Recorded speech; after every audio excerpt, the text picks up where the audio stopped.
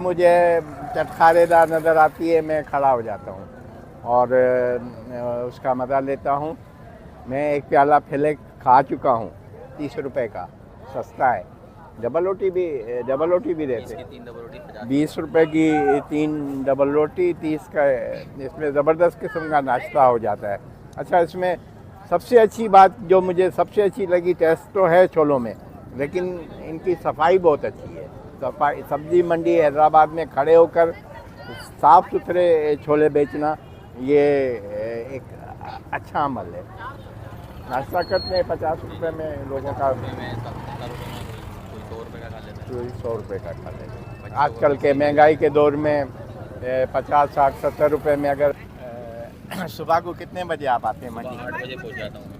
सुबह 8 बजे 8 बजे आ जाते हैं और खैर से जो है वापसी का 12 साढ़े 12 बजे तक 30 रुपए का प्याला, ये 20 रुपए की डबल रोटी, 50 रुपये में नाश्ता हो 50 जाता है। रुपए में मजदूरों की वजह से लगाया। आपको रोज़ी मिल जाती है। अल्लाह का शुक्र है, 700-800 रुपये बन जाते हैं। अल्हम्दुलिल्लाह, अल्हम्दुलिल्लाह, हलाल की रोटी कर रहे हैं बेशक। आप। बिल्कुल।